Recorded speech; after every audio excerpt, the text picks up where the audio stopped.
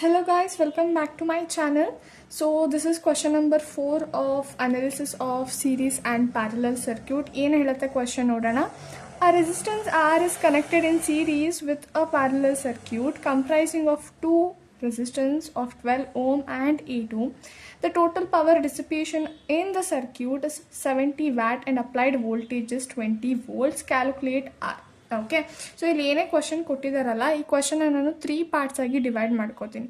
First circuit construction ಇಲ್ಲಿಂದ ಇಲ್ಲಿವರೆಗೂ ಇದೆ. Given data in the question ಇಲ್ಲಿಂದ ಇಲ್ಲಿವರೆಗೂ ಇದೆ. ನಮಗೆ ಕೇಳಿರೋದು ಇದು ರೆಸಿಸ್ಟೆನ್ಸ್ ಆರ್ ಇದೆ. ಇದು ಸೀರೀಸ್ನಲ್ಲಿ ಕನೆಕ್ಟ್ ಇದೆ. ಯಾರ ಜೊತೆಗೆ? ಒಂದು ಪ್ಯಾರಲಲ್ ಸರ್ಕ್ಯೂಟ್ ಜೊತೆಗೆ. So let this be my resistance R. ಇದು ಸೀರೀಸಲ್ಲಿದೆ, ಅಂದರೆ ಇದ್ರ ಪಕ್ಕದಲ್ಲಿ ಇನ್ನೂ ಯಾರೋ ಒಬ್ಬರು ಬರ್ತಾರೆ. ಅವ್ರು ಯಾರು ಅಂತ ಅಂದರೆ parallel circuit. Okay, which is comprising of two resistance. ಅಂದರೆ ಇಲ್ಲೊಂದು ರೆಸಿಸ್ಟೆನ್ಸ್ ಹಾಕ್ತೀನಿ ಮತ್ತು ಇಲ್ಲೊಂದು ರೆಸಿಸ್ಟೆನ್ಸ್ ಹಾಕ್ತೀನಿ. ಓಕೆ, ಆ್ಯಂಡ್ ವೋಲ್ಟ್ ಮೀಟರ್ ಇರಲೇಬೇಕು. Okay, so this is R resistance. ಇದನ್ನು 12 ಓಮ್ಸ್ ಅಂತ ತಗೋತೀನಿ. ದಿಸ್ ಇಸ್ 8 ಓಮ್ಸ್ ಅಂತ ತಗೋತೀನಿ. ಓಕೆ, ಸೊ ಇಲ್ಲಿ 20 ವೋಲ್ಟ್ಸ್ ಸಪ್ಲೈ ಬರ್ತಿದೆ.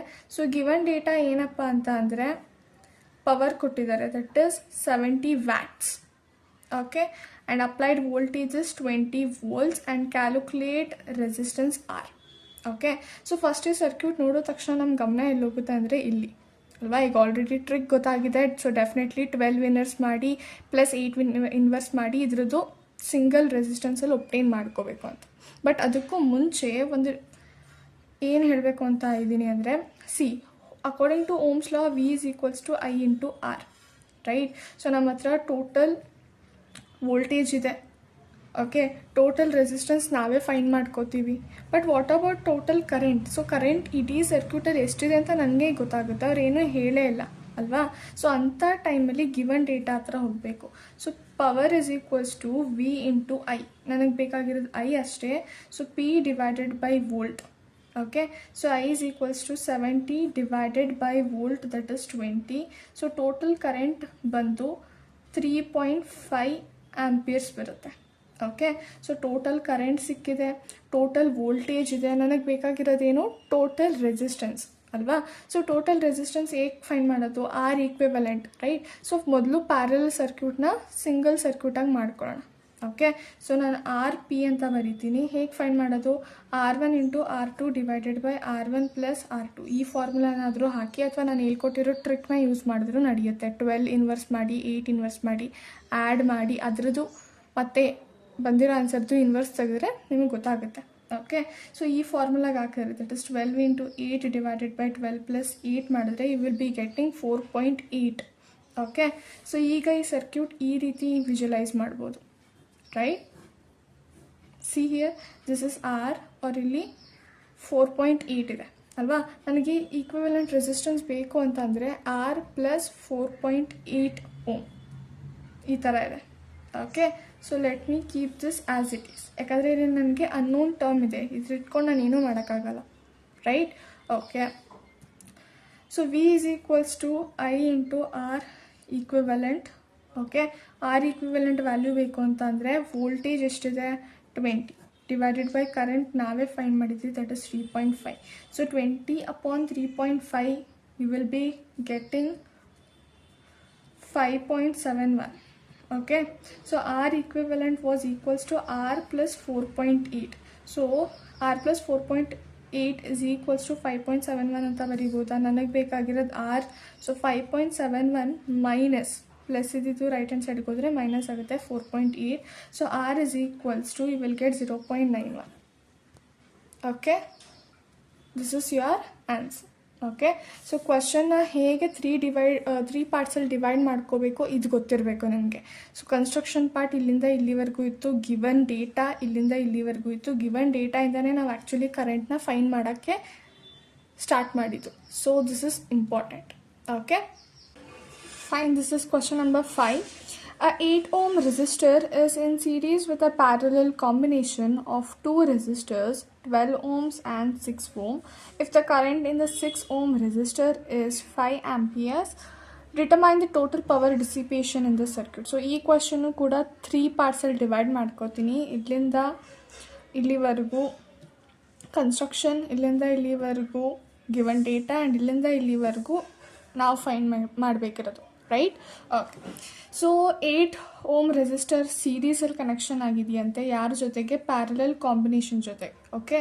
So this is 8 ohm resistor which is connected with a parallel combination which is having 2 resistor like this. Okay. ಇಲ್ಲಿ voltmeter ಇರುತ್ತೆ.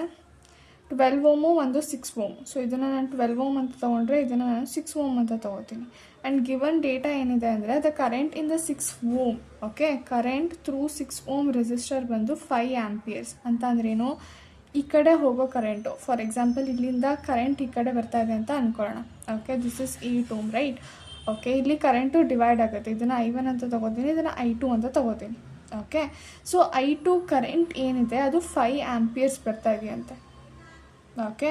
So total power dissipation find ಮಾಡಬೇಕು. Okay. So power find ಮಾಡೋಕ್ಕಿಂತ ಮುಂಚೆ ನಮಗೆ ಗಮನ ಎಲ್ಲೋಗುತ್ತೆ? ಇಲ್ಲೋಗುತ್ತೆ, right? So ಇವೆರಡನ್ನ solve ಮಾಡೋಕ್ಕೆ already trick ಗೊತ್ತಾಗಿದೆ ಅಲ್ವಾ? ಸೊ ಫಸ್ಟು ನಾವು ಇಲ್ಲೇ ಫೋಕಸ್ ಮಾಡೋಣ. ಸೊ 6 ಓಮ್ ಮತ್ತು ಕರೆಂಟ್ ಈ ಎರಡೂ ಇದ್ದರೆ ನಮ್ಗೆ ಏನು ಸಿಗುತ್ತೆ? ವೋಲ್ಟೇಜ್ ಸಿಗುತ್ತೆ, ರೈಟ್? ಸೊ V1 ಇಲ್ಲಿ ಮತ್ತು V2 ಇಲ್ಲಿ ಅಂತ ತಗೊಳ್ಳೋಣ. ವೋಲ್ಟೇಜ್ ಸೇಮೇ ಇರುತ್ತೆ, ಬಟ್ ಫೈಂಡ್ ಔಟ್ ಮಾಡೋಣ. ಸೊ V2 ಬೇಕು ಅಂತಂದರೆ ನಾನು ಏನು ಮಾಡಬೇಕು? Very simple, I into R ಮಾಡಬೇಕು, right? So I2 into this resistor will be R2 ಅಂತ ತಗೋತೀನಿ. Okay. So V2 is equals to current 5 amperes ಕೊಟ್ಟಿದ್ದಾರೆ. R2 ವ್ಯಾಲ್ಯೂ ಬಂದುಬಿಟ್ಟು 6 ಇದೆ. So 5 6 30 volts. ಓಕೆ.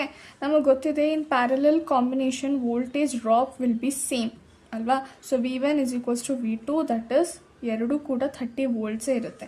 ಸೊ ಅಂದರೆ ಇಲ್ಲಿ 30 ವೋಲ್ಟ್ ಅಷ್ಟು ಡ್ರಾಪ್ ಆಗಿದೆ ಅಂತ ಅರ್ಥ.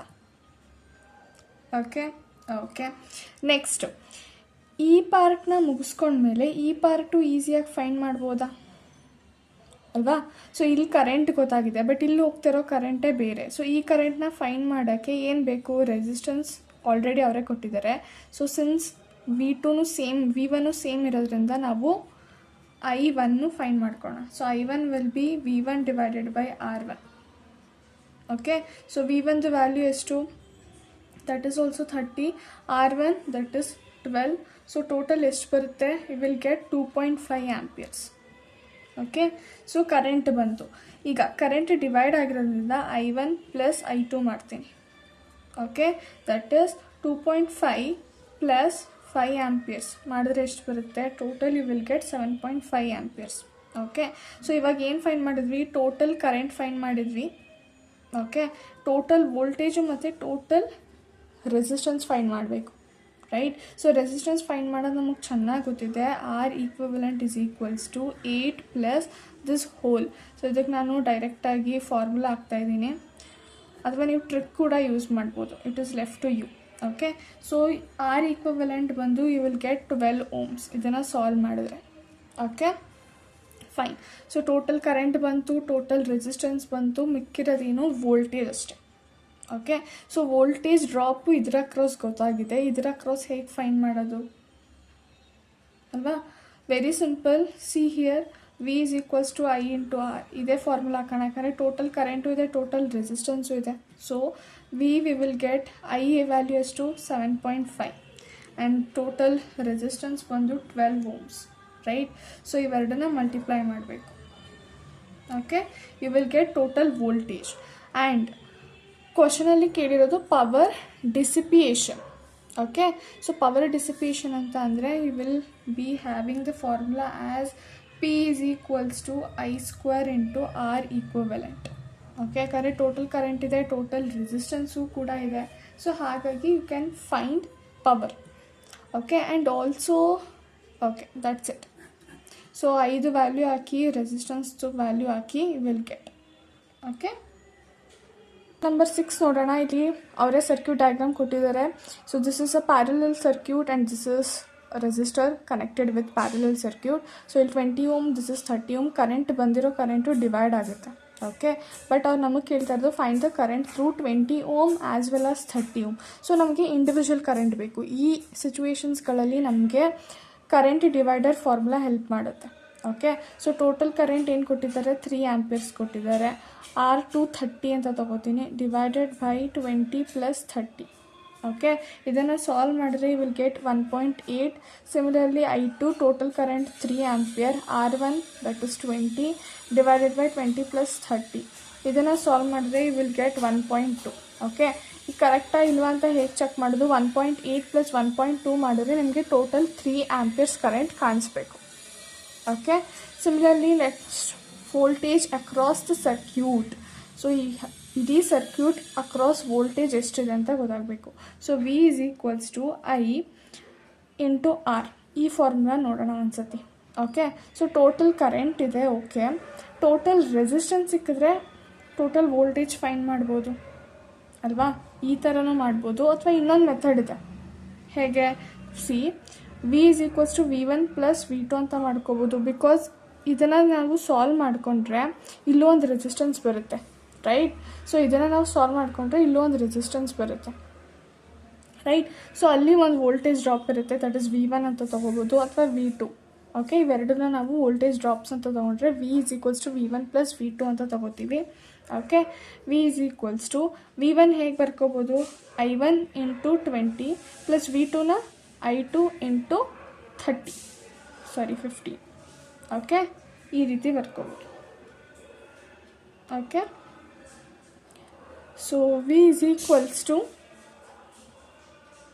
you will get 81 volts. Okay. Then total power and power consumed in all the resistances. So total power ಬೇಕು ಅಂತ ಅಂದರೆ we will use P = V × I. So P as it is, voltage ಎಷ್ಟು ಬಂತು 81 volts and total current ಅವರೇ ಕೊಟ್ಟಿದ್ದಾರೆ. So that is calculate ಮಾಡಿದ್ರೆ you will get 243 watts. Okay. And power consumed in all the resistance. So all the resistance ಅಂದರೆ ಒಂದು 20 ohm resistor ಇದೆ, ಇನ್ನೊಂದು 30 ohm resistor ಇದೆ, ಆ್ಯಂಡ್ ಇನ್ನೊಂದು 15 ಓಮ್ ರೆಸಿಸ್ಟರ್ ಇದೆ. ಸೊ ಇದಕ್ಕೆ ಫಾರ್ಮುಲಾ ಏನಾಗುತ್ತೆ, very simple, I² as it is. Resistance 20 ಹಾಕಬೇಕು, ಇಲ್ಲೂ ಅಷ್ಟೇ I² as it is, I² as it is. ಇಲ್ಲಿ 30 ಓಮ್ ರೆಸಿಸ್ಟರ್ ಹಾಕ್ತೀರಾ, ಇಲ್ಲೂ ಅಷ್ಟೇ 15 ಓಮ್ ರೆಸಿಸ್ಟರ್ ಹಾಕ್ತೀರಾ. That is I², that is 3² and R20 ಅಂದರೆ 20 ohms, then 3² × 30 ohms and 3² × 15 ohms. Okay.